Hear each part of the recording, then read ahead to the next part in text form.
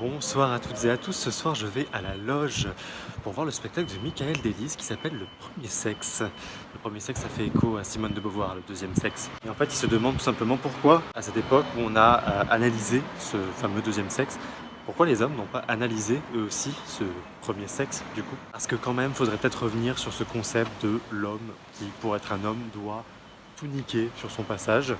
Niquer au sens littéral comme figuré. Oui, parce que vous aurez remarqué que dans la langue française, quand on nique ou quand on pèse quelque chose, c'est toujours un truc de héros.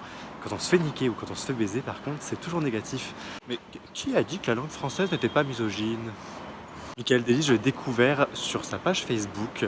Il a fait une vidéo très drôle sur le festival d'Avignon et notamment le Off d'Avignon et les jeunes compagnies qui se ruinent pour aller jouer dans le Off. C'est une vidéo très instructive, très bien faite, très drôle et je vais vous mettre le lien dans la barre d'infos si j'y pense comme d'habitude puisque je ne pense jamais à mettre les liens dont je parle. Ah oui, et le titre du spectacle c'est Le Premier Sexe.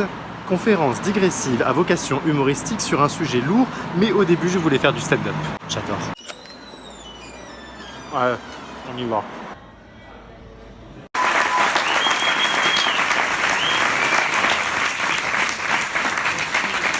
C'est très drôle, c'est très bien écrit, c'est très intelligent, très réfléchi. Et alors en plus le petit truc génial c'est qu'il donne ça à la fin, c'est une petite liste de bouquins, de choses à écouter aussi, dont il s'est inspiré, qu'il a lu pour faire ce spectacle. Et alors du coup ça me donne plein d'envie de lecture. Bon, ce qui est très drôle c'est quand même de voir à quel point les parcours sont similaires, parcours de vie, quand t'es un petit garçon homosexuel. Quand tu lis Édouard Louis, Didier Ribon, tu vois ce spectacle, t'as un petit peu l'impression de lire ton autobiographie à chaque fois. Alors par contre le seul truc chiant là c'est que j'étais au premier rang, donc j'ai pas osé prendre de notes parce que j'aime pas trop prendre des notes quand je suis au premier rang.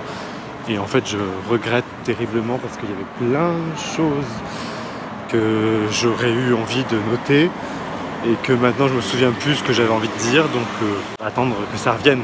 Ce spectacle c'est une histoire, c'est un parcours personnel, c'est la rencontre de sa sexualité, c'est la rencontre de sa virilité quand on est un garçon.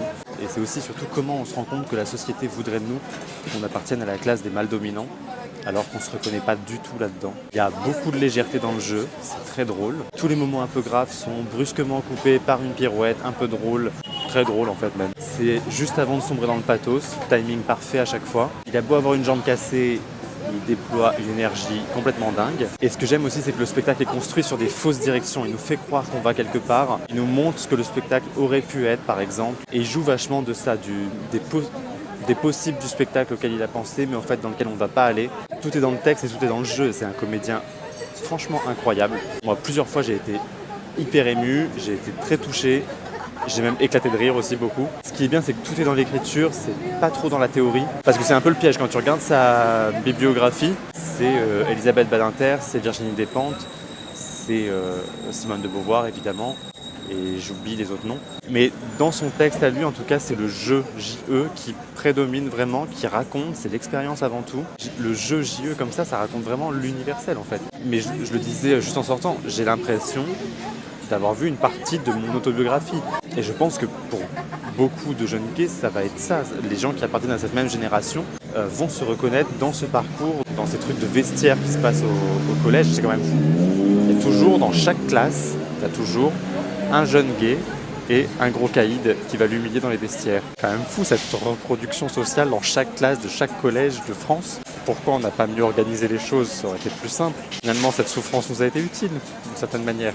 On fait des spectacles avec. En tout cas, moi, c'est vraiment un spectacle que je vous conseille. Ça joue pas très longtemps à la loge. Donc, je vous conseille d'aller à la loge rapidement voir Michael Delis dans Le Premier Sexe. À très bientôt.